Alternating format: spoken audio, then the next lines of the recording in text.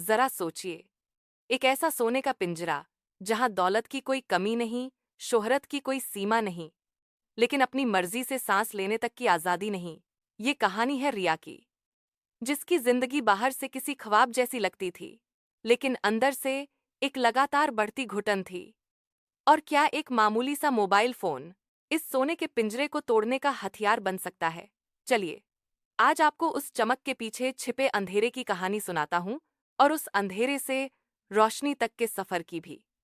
रिया की हर सुबह शहर की सबसे ऊंची इमारत के एक आलीशान पेंटहाउस में होती थी। खिड़की से बाहर पूरा शहर खिलौनों जैसा दिखता था, और कमरे के अंदर दुनिया की हर महंगी चीज मौजूद थी। मशहूर डिजाइनरों के कपड़े, हीरे, जवाहरात, और पति विक्रम, शहर का जाना माना बिजनेस टाइकून। किसी के लिए भी रिया की जिंदगी एक परिकथा जैसी थी। ऐसी परिकथा जिसके लिए कोई भी तरस जाए, लेकिन हर परिकथा सच नहीं होती। रिया के लिए ये ख्वाब एक सोने का पिंजरा था। उसकी जिंदगी का रिमोट कंट्रोल विक्रम के हाथ में था। वो क्या पहनेगी, किससे मिलेगी, अपनी पुरानी सहेलियों से क्या बात करेगी, सब कुछ विक्रम तय करता था। उसका फोन हमेशा ट्रैक होता था, और सोशल मीडिया की हर मुस्कुराती तस्वीर विक्रम की इज्जत का सवाल थी। शादी से पहले की रिया ऐसी बिल्कुल नहीं थी। वो छोटे शहर की लड़की, जिसकी आंखों में सपने थे, जिसे पेंटिंग से इश्क था। वो घंटों कैनवास पर रंग बिखेरती थी। आजाद पंछी, खुले आसमान, और उड़ान के सपने। उसके माँ बाप ने उसे हमेशा अपने मन की करने की आजादी दी थी। फिर विक्रम आया। उसका पैसा, उसका रुतबा, और उसके वादे।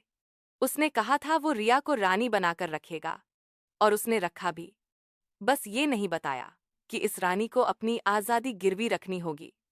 विक्रम अक्सर कहता, रिया, तुम्हें किसी चीज की क्या जरूरत है? मैं हूं ना। तुम बस खूबसूरत दिखो, खुश रहो, मेरी इज्जत तुमसे है।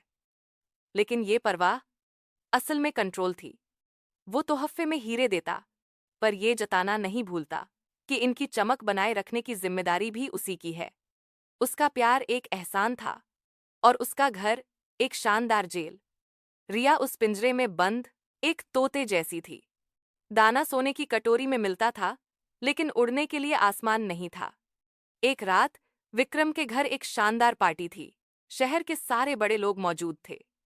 रिया विक्रम की पसंद की साड़ी पहने, चेहरे पर नपी तुली मुस्कान लिए मेहमानों से मिल रही थी।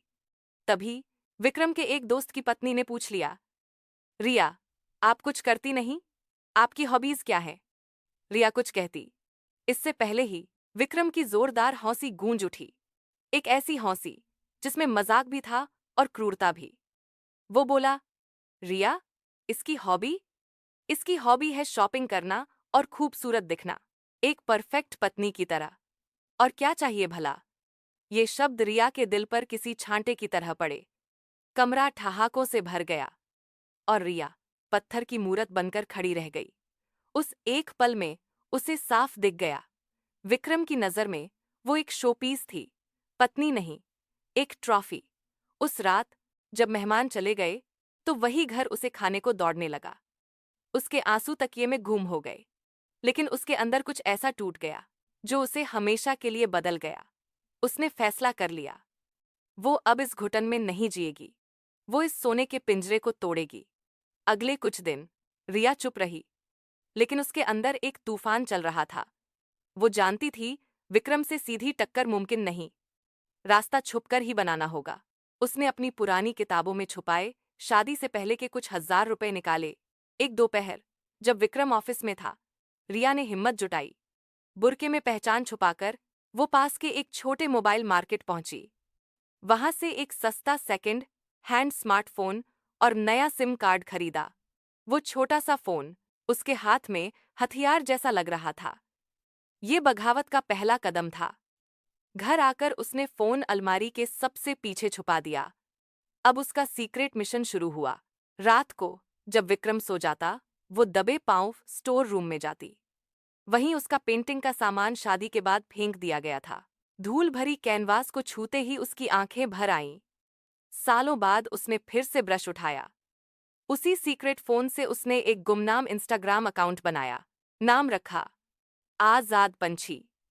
पहली तस्वीर थी एक पंछी जो टूटे पिंजरे से बाहर झोंक रहा था। कैप्शन लिखा, क्या इस आसमान में मेरे लिए भी जगह है? शुरुआत में कुछ नहीं हुआ, लेकिन रिया रुकी नहीं।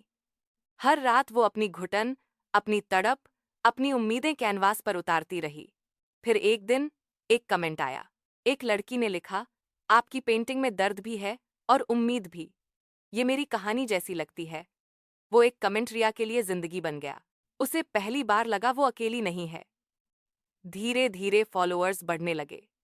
आजाद पंछी अब सिर्फ एक आर्ट पेज नहीं था, वो एक ऐसा कोना बन गया था जहां लोग अपने अपने सोने के पिंजरों की कहानियां सुनाते थे।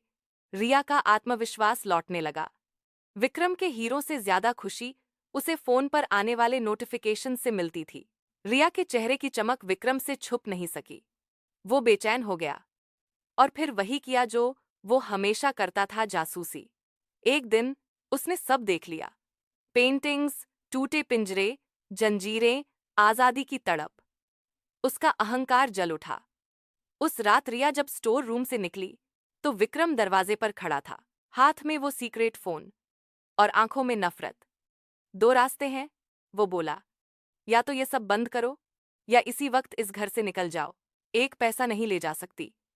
रिया की आंखों में आंसू नहीं थे, बस शांति थी। वो बोली, मुझे आपका सोने का पिंजरा नहीं चाहिए, मुझे मेरा आसमान चाहिए। और वो बाहर निकल गई। कुछ महीनों बाद एक छोटी सी आर्ट गैलरी में रिया अपनी पेंटिंग्स के बीच खड़ी थी। साधारण कपड़े, लेकिन चेहरे पर एक अनमोल मुस्कान। वो आजाद थी। रिया ने साबित कर दिया, असली दौलत पंखों में होती है, पिंजरे में नहीं। और कभी कभी सबसे सुंदर पिंजरे ही सबसे ज्यादा दम घोंटते हैं। आपको रिया की कहानी कैसी लगी? क्या आपकी जिंदगी में भी कोई ऐसा सोने का पिंजरा है? कमेंट्स में जरूर बताइए। वीडियो को लाइक करें, शेयर करें और चैनल को सब्सक्राइब करना न भूलें। मिलते हैं अगली कहानी में।